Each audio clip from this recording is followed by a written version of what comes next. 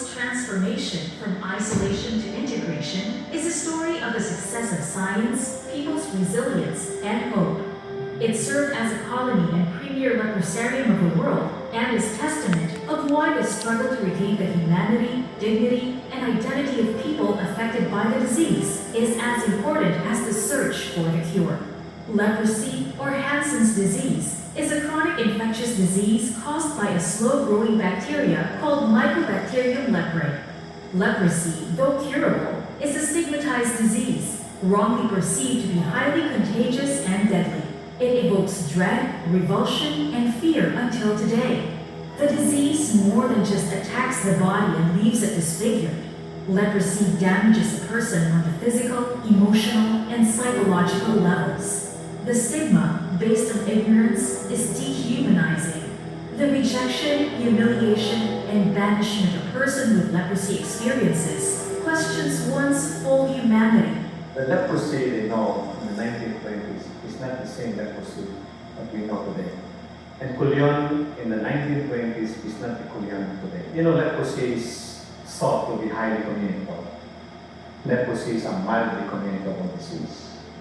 They thought leprosy is incurable. Leprosy is a curable disease. And the worst thing happening today, even with the presence of treatment, is that patients are still stigmatized. Not only them, but also with the family. Stigma has no place in our society today because leprosy is already curable and people who have leprosy can live normal lives. The only means to control and prevent the transmission during the American colonial period was the compulsory segregation of those afflicted with leprosy. The plan was to create a treatment and research center that would hold up as a model to the rest of the world, thus the establishment of the Culion leper colony, which opened in 1906. It is said to be the largest as well as one of the best institutions of its kind. Under American rule, the Philippines leads the worldwide quest for the cure for leprosy. By the end of 1910, a total of 5,403 patients had been admitted and 2,172 remained after deaths, escapes, and releases.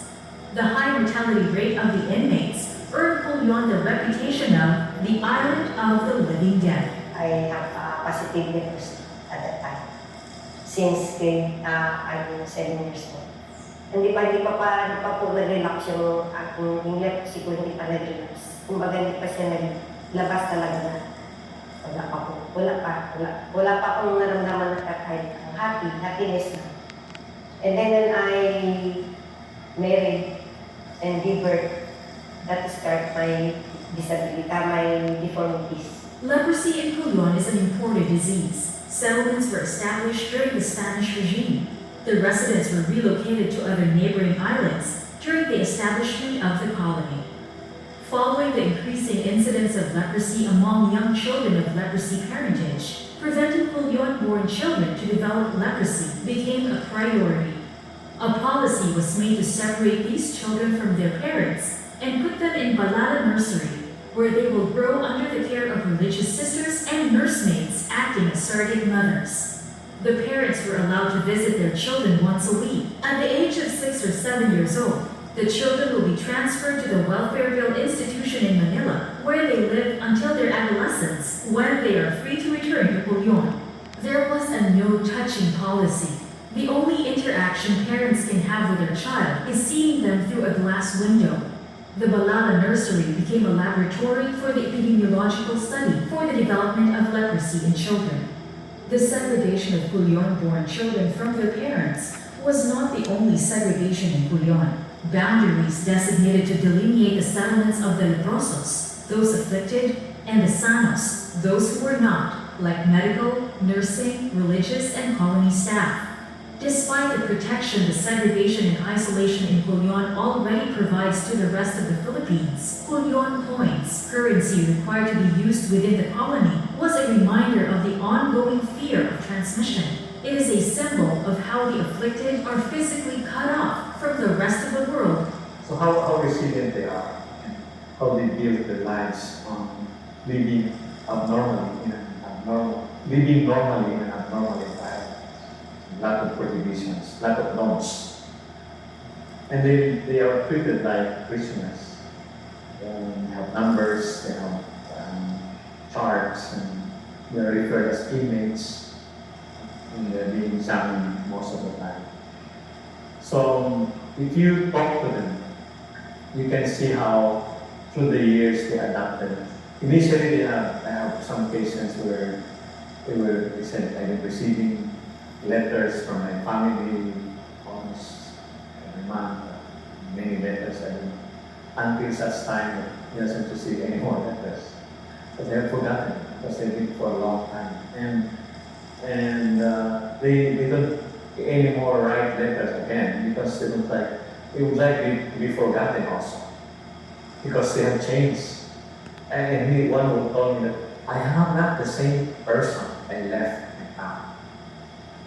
I am now different because I have all these disabilities in my life. If I go back to the town, they will not recognize me. And they will even ostracize me because this is what they look now.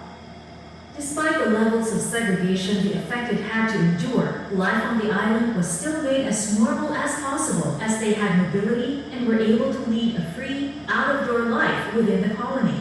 They developed a community with social and economic structures, a local government called the Culion Advisory Council, and police force run by themselves, naturally establishing a humane society similar to the one they were forced to leave behind. Apart from housing, structures such as a public theater, church, and other common areas were built. Inmates could practice trades and pursue their livelihood, earning enough to send money to their families, and fund structures and projects within the colony, making them self-sufficient members of their own society. Other than taking care of the religious and spiritual needs of the inmates, gendered dormitories were run by the nuns and Jesuit priests. Living arrangements were separated based on age, gender, and nationality, and marriage and cohabitation was initially discouraged. With a human need for family and relations, marriage and family units were eventually allowed, and the affected were able to feel that they were closer to feeling normal and complete.